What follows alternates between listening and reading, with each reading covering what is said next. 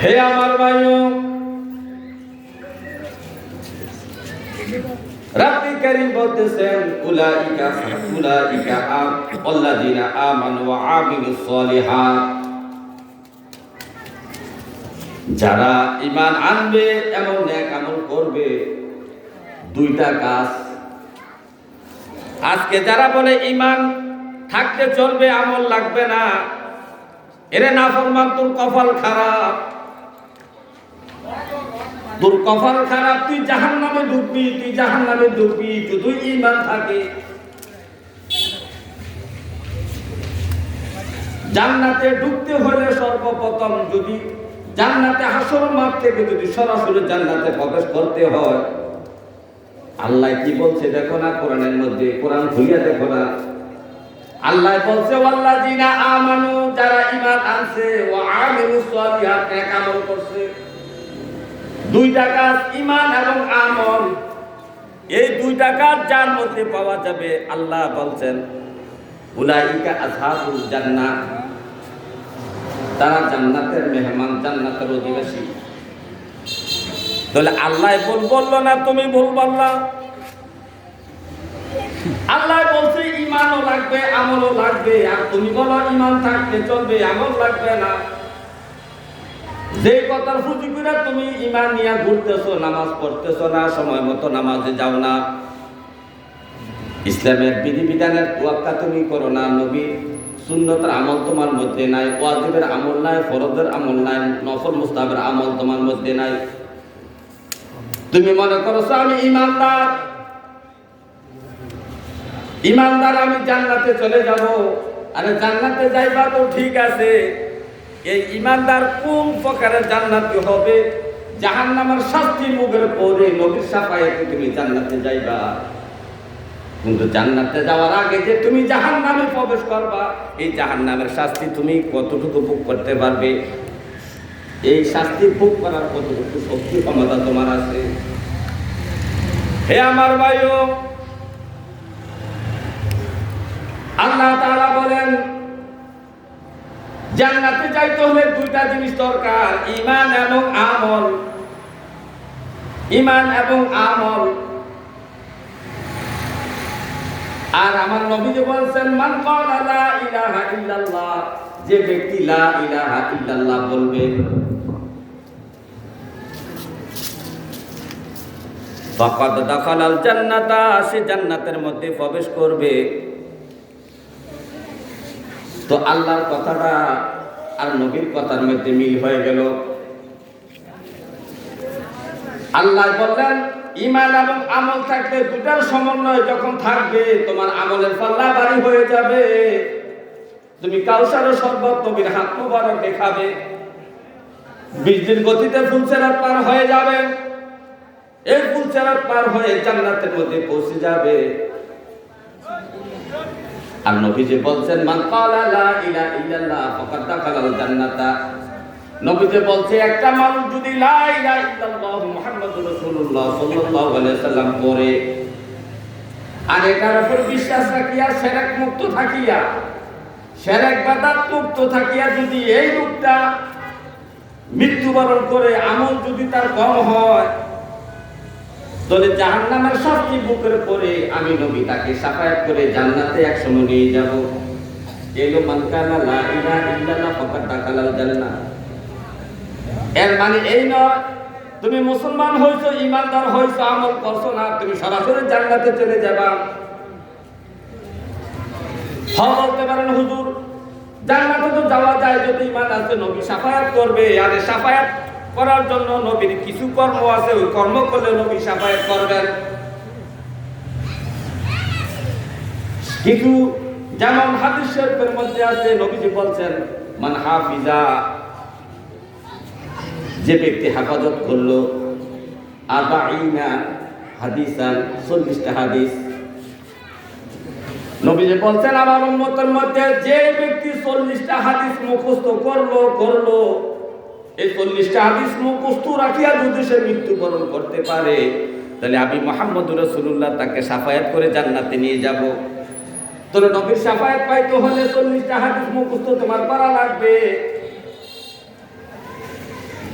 তো তোমার তো এই হাদিসটা মুখস্থ নাই, 40টা হাদিস তুমি মুখস্থ করতে পারো নাই। তাহলে শুধু লা ইলাহা ইল্লাল্লাহ মুহাম্মাদুর রাসূলুল্লাহ এই ঈমানের কালিমা দ্বারা তুমি নবীর শাফায়াত তুমি সরাসরি লাভ করতে পারবে না। জাহান্নামের শাস্তি ভোগের পরে জান্নাতীরা জান্নাতে, জাহান্নামীরা জাহান্নামে যাওয়ার পরে শাস্তি ভোগের পরে নবীর শাফায়াতের মাধ্যমে তুমি আবার জান্নাতে চলে যাবা। জাহান্নাম থেকে উঠাইয়া জান্নাতে পৌঁছে যাবে। হে আমার ভাইও, এখন আমরা জানতে চাই ইয়া রাসূলুল্লাহ কোন কোন কর্ম করলে জাহান্নামে প্রথম প্রবেশ করতে হবে। যদিও আপনি নবীর উম্মত, যদিও তারা আশিক রাসূল দাবি করে, ঈমানদার, মুমিন, মুত্তাকিন, হাজী, গাজী, মুফতি, মুহাদ্দিস, আলেম, ওলামা, যে পদের দাবি তারা হোক না কেন, কিন্তু কোন কোন কর্মের কারণে এই লোকগুলা জাহান্নামে যাবে নবী জানতে চাই। হে আমার ভাইও, 17 প্রকারের মানুষ, 17টা পাপের অনেকগুলা পাপের কারণে 17 প্রকারের মানুষ জাহান্নামে সর্বপ্রথম প্রবেশ করবে। যদিও সে বড় নামাজি হোক, যদিও সে হাজী সাহেব হোক, যদিও মুফতি হোক, যদিও মুহাদ্দিস হোক, যত বড় ডিগ্রিদারে লোকটা হোক না কেন, নবীজি বলছেন এই কর্মগুলা যদি তার মধ্যে থাকে প্রথমে জাহান্নামে প্রবেশ করতে হবে। কিসের জন্য? শাস্তি ভোগের জন্য। আমি যত বড় এমপি সাহেব হই, যত বড় মন্ত্রী হই, প্রধানমন্ত্রী হই না কেন, আমার অপরাধ থাকলে আমাকে জেলখানায় সাজা ভোগ করতেই হবে। আমি মন্ত্রী বলে আমার সাজা মাফ হবে না, আর যদি আমি এমপি বলে আমার সাজা মাফ হয়, এটা হবে স্বজনপ্রীতি, আইনের প্রতি শ্রদ্ধা দেখানো হয় নাই, আইনের গতি আইনকে আইনের গতি মতো চলতে দেওয়া হয় নাই। তো তদ্রুপ যারা এই 17টা পাপ করবে, এই 17 প্রকারের মুসলমান গুলা জান্নাতে সরাসরি প্রবেশ করতে পারবে না। 1 নাম্বার হলো হারাম খাদ্য ভক্ষণকারী কোন ব্যক্তি।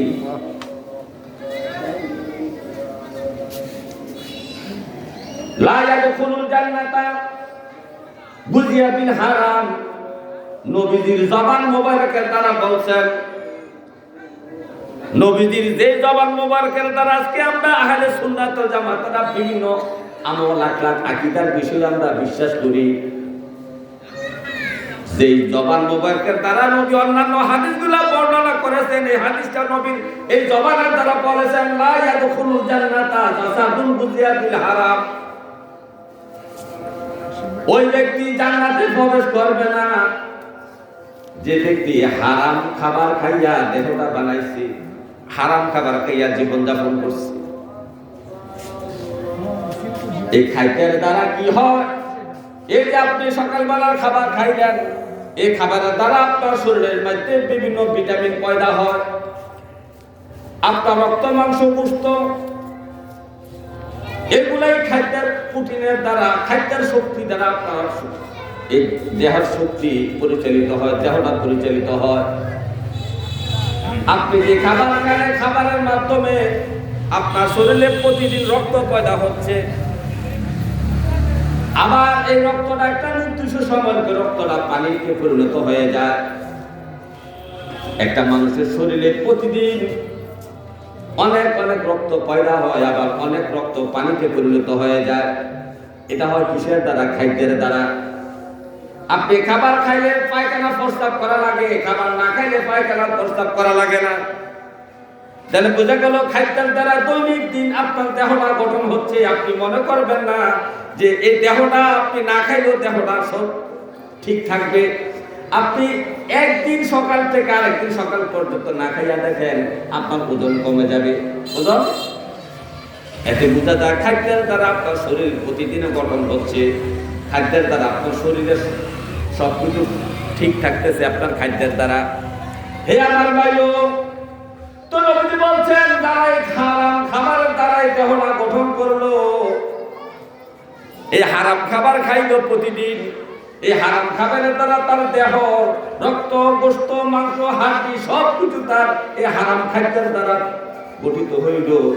এই কোয়ালিটির মানুষ সর্বপ্রথম ঈমান থাকলেও সে জাহান্নামে ঢুকতে হবে। ঈমান থাকলে কি করতে হবে? জাহান্নামে ঢুকতে হবে।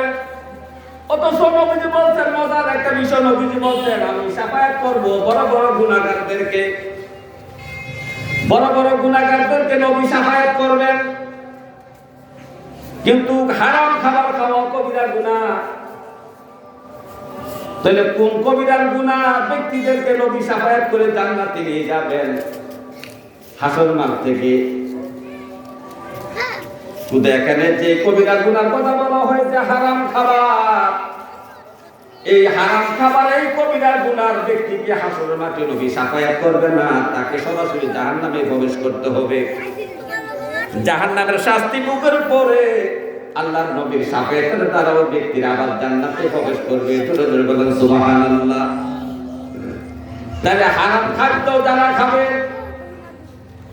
হারাম খাদ্যের দ্বারা যারা তাদের দেহ রক্ত গোশত মাংস হাড্ডি পয়দা হবে, শক্তি পয়দা হবে, জীবনে শক্তি উজ্জীবিত হবে, ওই সমস্ত ব্যক্তিরা